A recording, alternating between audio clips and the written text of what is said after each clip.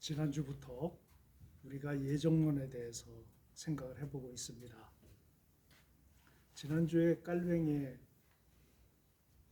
얘기했던 예정에 대한 얘기를 주로 했는데요. 먼저 우리가 생각해야 될 바는 이 예정론은 삼위일체 교리처럼 삼위일체는 우리가 내 안에 예수 그리스도를 영접함으로 인해서 하나님과 예수님과 성령님께서 함께 들어와 있다라고 생각하는 그것을 내 내면에서 인정을 하고 이해를 하는, 그러나 이 삼위일체에 대한 설명을 해보라고 하면 명확한 설명을 한 신학자도 없었고요. 누구도 이것에 대해서 존재는 하지만 명명할 수 없는 영역이라고 생각하는 것이 삼위일체 교리입니다. 이와 마찬가지로 예정론도 존재하지만 우리가 이것을 정확한 하나의 명제로서 한 문장으로 만들 수 없다라고 지난주에 말씀을 드렸습니다. 왜 그러죠? 깔뱅은 이렇게 얘기를 했습니다. 예정론은 유한한 우리의 인간의 지식과 지성을 가지고 무한하신 하나님의 경륜과 지식의 그 깊이를 다 해석할 수 없는데, 인간이 이것을 해석할 수 있다라고 생각하고 이것을 연구하고 자기 나름대로의 이론을 내리고 주장을 하고 하는 바람에 이 교리가 난맥상으로 얽혀져 버렸다라고 주장을 했어요. 그러니까 깔뱅은 이 예정론에 대한, 예정 교리에 대한 연구를 해도 우리는 알 수 없다라는 것이 깔뱅의 전체적인 생각입니다. 그 이후에 이 깔뱅을 따르는 칼비니스트들과 이 칼비니스트들이 주장하는 예정에 대해서 반대하는 세력들이 나타나기 시작을 했죠. 이 두 세력이 알미니우스에 의해서 시작이 되었는데요. 이 알미니우스를 따르는 사람을 알미니안이라고 합니다. 이 칼비니스트들과 아르미스를 따르는 알미니안과의 이 논쟁은 16세기 이후 지금까지 계속되고 있습니다. 지금이 2020년이죠. 2023년이죠. 그러면 16세기부터 시작이 됐으면 몇 년 동안 이것이 싸움이 계속되어 온 겁니까? 거의 500년, 600년 동안 싸움이 이어져 왔다는 얘기예요, 논쟁이. 그러면 우리가 이 500년, 600년 동안 논쟁을 해온 이 주제를 왜 굳이 다뤄야 되는가에 대해서 다시 한번 상기를 시키면, 로마서 9장의 예정론자들이 주장하는 그 중요한 구절이 나오기 때문입니다. 토기장의 비유가 나오지요. 그 토기장의 비유를 이 칼비니스트들이 이 말씀을 주제로 해서, 이 근거로 해서 예정론을 주장을 합니다. 그리고 로마서 10장에 복음에 관한 내용이 나오기 때문에 이 9장을 로마서 강해를 하면서 예정론을 다루지 않을 수가 없었죠. 그래서 우리는 예정론에 대해서 살펴보는 것입니다. 이 예정론에 대해서는 저 개인도 결론을 내릴 수가 없어요. 600년, 700년 동안 논쟁해온 것이기 때문에 제 나름대로는 예수님 오시기 전까지 이 논쟁은 계속되겠다는 생각이 듭니다. 그래서 저번 주에 칼비니스트들의 깔뱅이에 의해서 주장된 이 예정에 대한 칼비니스트들의 주장을 가장 핵심적인 것만 가지고 말씀을 드렸어요. 디테일하게 들어가자면 이 예정론만 가지고도 정말 10시간 이상 가야 되겠죠. 그런데 그럴 필요가 없습니다. 왠지 아십니까? 이건 우리가 알 수 없어요. 주장을 하고 논쟁은 하지만 결론을 내릴 수 없는 주제입니다.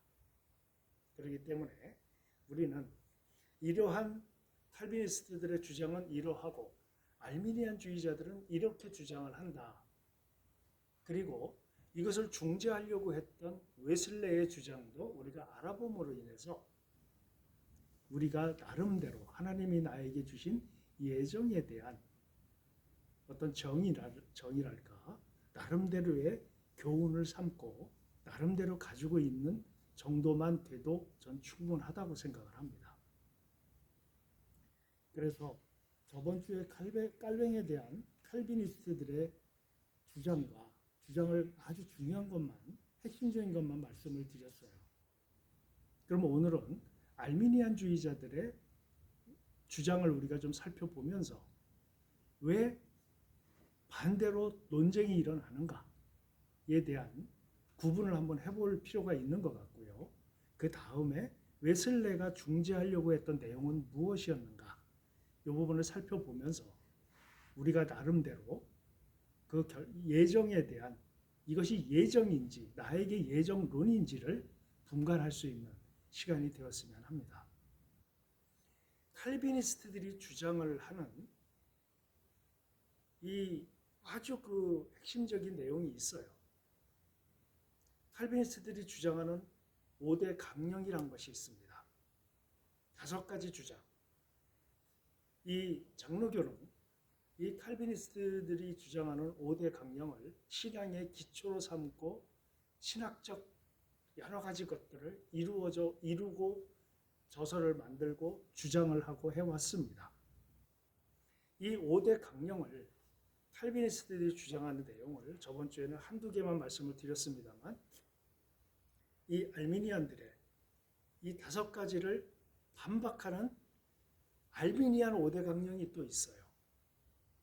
이 5대 강령을 비교하면서 우리가 여러분 나름대로 판단을 해도 괜찮다고 생각이 들기 때문에 제가 그 비교 분석을 좀 해보겠습니다. 한번 이 칼빈의 5대 강령에 들어있는 첫 번째, 칼빈은 주장을 하죠. 완전 타락이다. 인간은 완전 부패한 존재다. 완전히 타락했다. 완전히 부패했다는 건 어디 한 군데 부패하지 않은 곳이 없다는 얘기죠. 완전히 부패했다는 건. 근데 알미니안주의자들은 인간은 부분적으로 타락했다라고 주장을 합니다. 부분적으로 타락했다는 것은 뭘 의미하느냐면 여러분 완전 부패한 사람한테는 자유의지가 있을 수 없죠. 그런데 알미니안들은 인간은 부분적으로 타락했다. 그러니까 부분적으로 타락했다는 것은 무슨 뜻입니까? 타락하지 않은 부분이 있다라는 얘기죠. 알미니안들은 그래서 주장을 합니다. 그래서 인간에겐 자유의지가 존재한다라고요. 간단하게만 말씀드릴게요.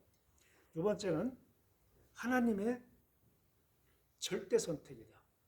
이 절대 선택이 뭐냐면 하나님께서 구원받을 자와 구원받지 못할 자를 하나님이 주권적으로 완전히 선택하신다는 뜻입니다. 그러니까 다시 말하면 하나님께서 구원받을 자를 예정해 놓으셨고 그러면 구원받을 자를 예정해 놓으셨다면 구원 못 받을 자들도 예정이 된 거겠죠? 이걸 이중 예정 얘기라고 합니다. 교리적으로요. 교리적인 표현으로. 그러니까 다시 말하면 칼비니스트들은 이중 예정을 주장을 해요.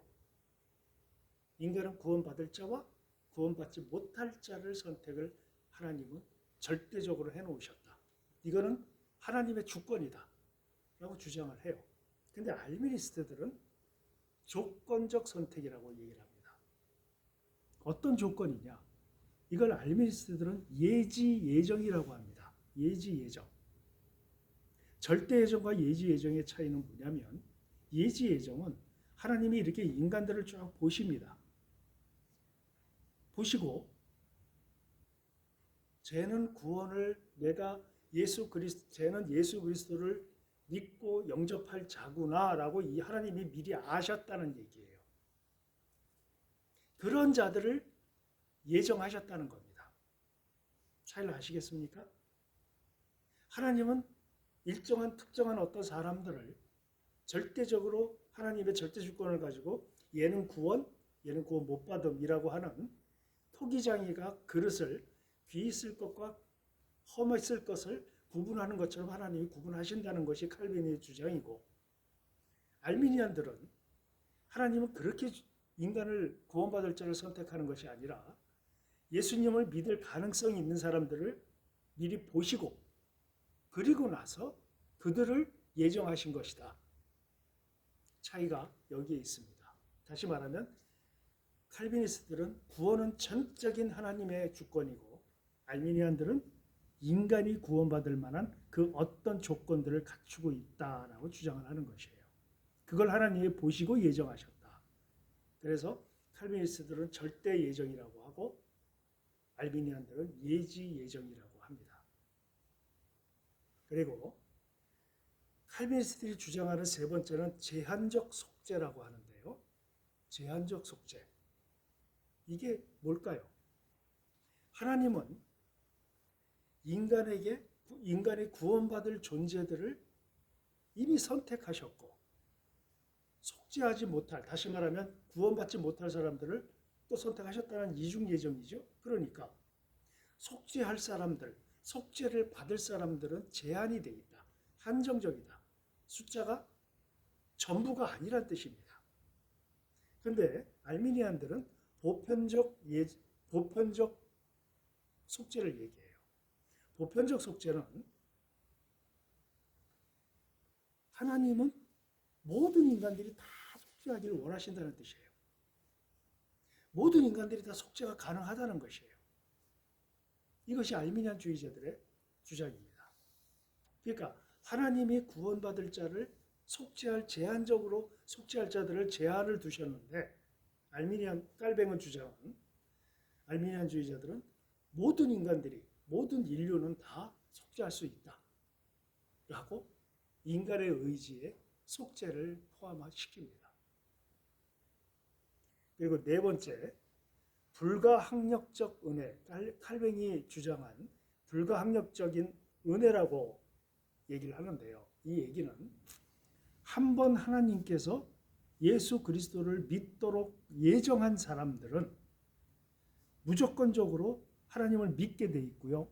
그들은 모두 구원을 받아 하나님 나라에 함께, 하나님과 더불어 함께 살게 된다라는 개념이에요.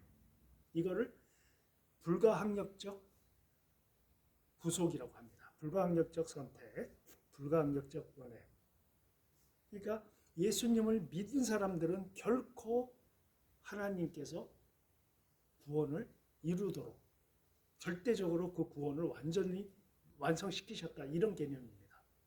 그런데요, 알미니안주의자들은 저항 가능한 은혜라고 얘기합니다. 다시 말씀드리면 하나님께서 구원을, 예수 그리스도를 믿었지만 인간의 잘못들에 의해서 어떻게 된다? 그 은혜가 끊어질 수 있다라는 개념이에요. 하나님을 잘 믿는 줄 알았는데 이단에 빠지는 사람들을 보고 알미니안들은 생각을 했을 거라고 생각이 듭니다. 저 사람은 구원받았다고 확신을 했는데 어느 날 이단으로 빠져버려요. 그러니까 알미니안들은 이렇게 인간은 완전히 불가항력적 은혜 가운데 있는 존재가 아니라 저항 가능한 인간이 그 구원에 대해서 저항 가능한 그러한 은혜. 그러니까 다시 말하면 저항이 가능한 영역이 있고 그렇지 않은 영역이 동시에 함께 있다라는 개념이에요. 차이가 있죠. 그리고 마지막 칼빈주의자들의 5대 강령 중 마지막으로 성도의 견인이라는 강령이 있습니다. 이 성도의 견인이라는 게 무슨 뜻이냐면, 하나님께서 한 번 구원한 사람은 예수 그리스도가 오시고 종말이 올 때까지 그 구원을 쭉 하나님께서 이끌어 가신다는 뜻이에요. 유지를 시켜 주신다는 겁니다. 하나님의 절대 주권으로. 그런데 이 알미니안들은 조건적 견인입니다. 하나님께서 어떤 자들은 버리신다는 뜻이겠죠. 포기하신다는 뜻이겠죠. 이렇게 5대 강령에 대한, 칼비니스트들의 5대 강령에 대한 알미니안들의 주장이 이렇게 차이가 납니다. 다시 말씀드리면 칼비니스트들의 주장은 하나님의 절대 주권이 절대적으로 강조된 교리들입니다. 그런데 알미니안주의자들은 인간 책임도 있다라는 개념으로 주장이 되는 것이에요. 한번 생각해 볼까요? 이 알미니우스가 아까도 말씀드린 것처럼 고른헤르트의 이 주장을 반대하기 위해서, 잘못된 부분을 찾아내기 위해서 연구를 시작을 했는데, 이 사람이 주장을 연구하고 받아들이고 생각하면서 오히려 알미니스트가 자기 스승인 베자가 주장했던 칼뱅의 이 5가지 교리를 반대하는 입장으로 돌아섭니다. 돌아서면서 한 가지 비근한 예를 한번 들어볼게요. 만약에 하나님이 절대적인 주권으로 인간을 예정하셨다면 하나님은 지옥에 갈 자들을 하나님이 만드셨다는 얘기 아니냐. 그러니까 죄에 대한 책임이 인간에게 있는 게 아니라 하나님께 있는 게 아니냐. 이게 핵심입니다. 두 번째, 알미니안 주의자들이 얘기하는 것이 있다면, 만약에 하나님께서 절대 주권으로 사람들을 예정해 놓으셨다면 우리가 무엇 때문에 전도하냐? 무엇 때문에 선교하냐? 이미 예정이 돼 있는데, 이런 개념입니다.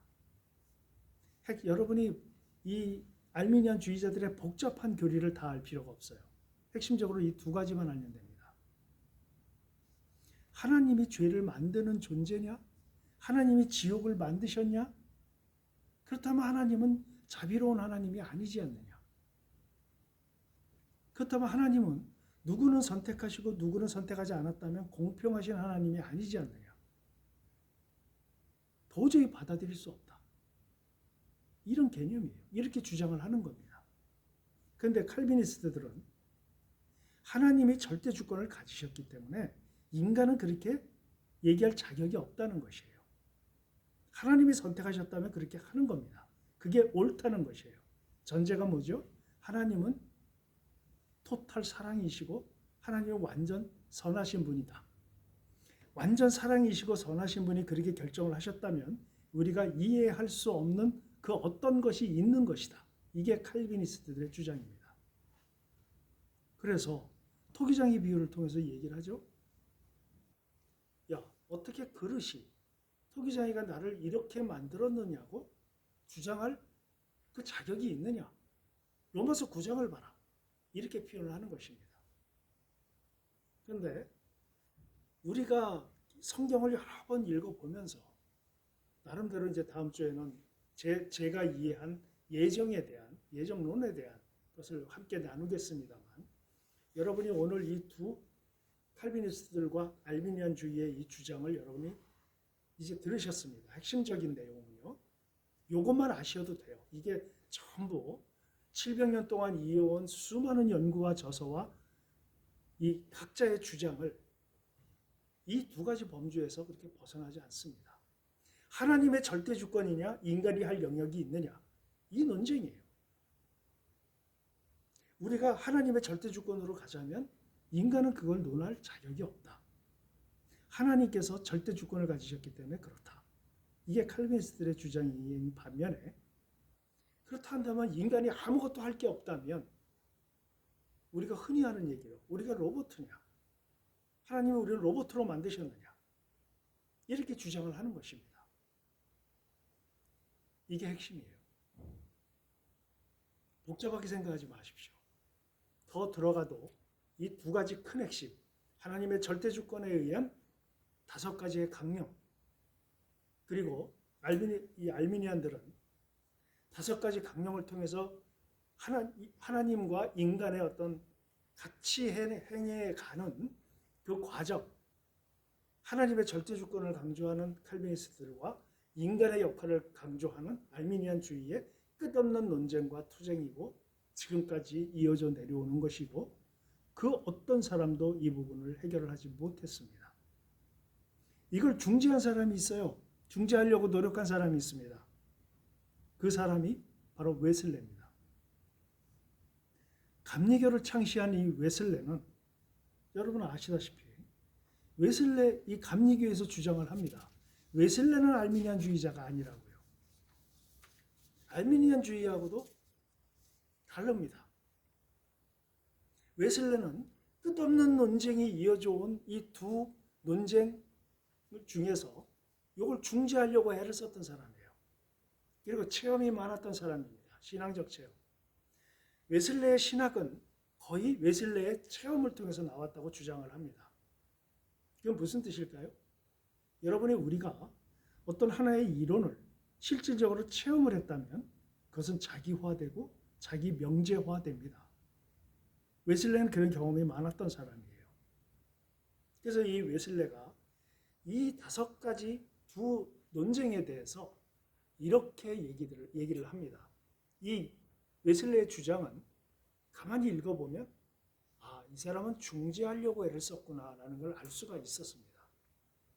한번 볼까요?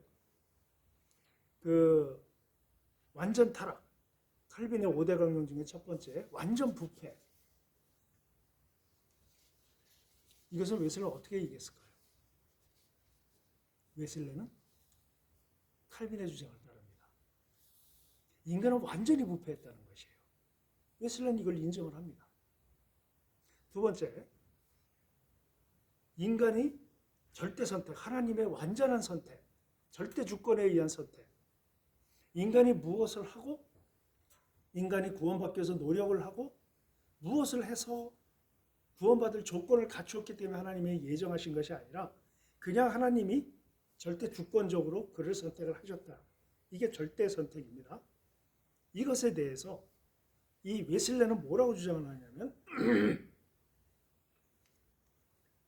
자유의지, 인간의 자유의지에 의해서 그 결과로 구원과 멸망, 구원받지 못함과 멸망을 인간의 자유의지에 의해서 선택이 된다. 모순이죠. 첫 번째는 인간의 완전 부패를 인정했는데요. 웨슬레가. 그 다음에 인간 구원이 자유의지에 의해서 이루어진다는 것이에요. 모순처럼 느껴지는데요. 웨슬레가 여기에 자유의지에 대한 얘기를 한 가지 덧붙입니다. 그게 뭐냐면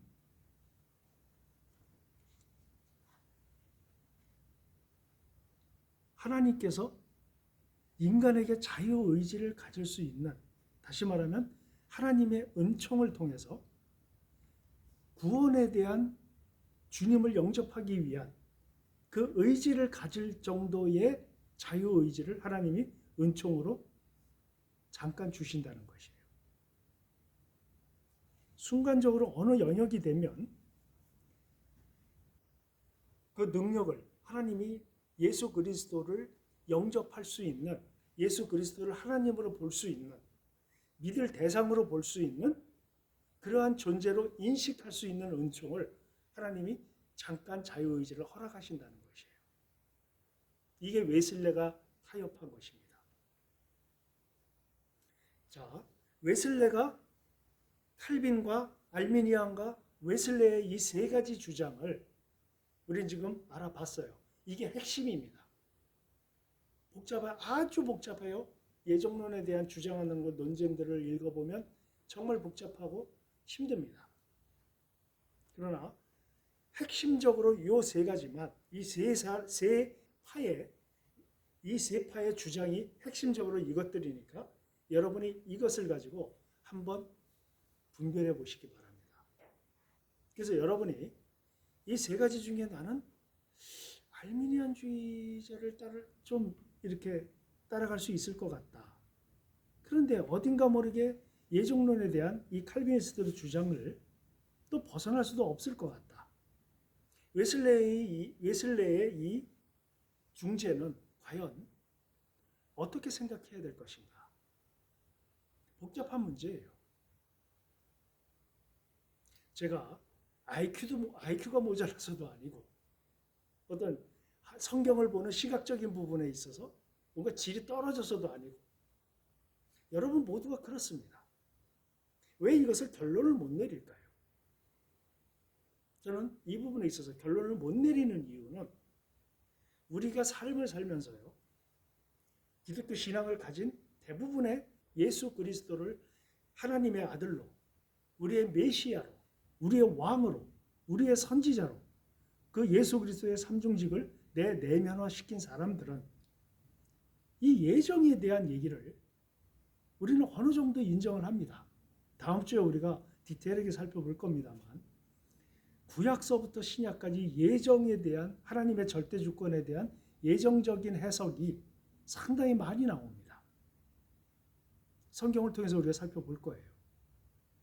그럼에도 불구하고 이 알미니우스를 중심으로 한 알미니안주의자들이 주장한 인간의 노력, 구원을 위한 인간의 노력, 그리고 하나님의 절대 주권에 대해서 반박하는 내용, 이 내용에서 우리가 기독교 인생을 살면서 어느 정도 삶을 살아올 때 그런 부분들이 이해가 안 되는 부분이, 이해가 되는 부분이 서로 있음을 또 인정하지 않을 수가 없습니다. 그러니까 이 부분들에 있어서 우리가 오늘 핵심적으로 세 가지, 칼비니스트, 알미니안, 그리고 웨슬레, 이 세 가지를 말씀을 드렸는데, 이 세 가지를 중심으로 해서 여러분이 또 일주일 동안 고민해 보시기 바랍니다. 이 부분에 있어서 해결이 돼야 10장으로 갈 수가 있어요. 10장에 복음의 본질이 나오기 때문에 우리가 이 부분에 있어서 한 번쯤 이 명제를 못 내리더라도 구원엔 지장이 없습니다.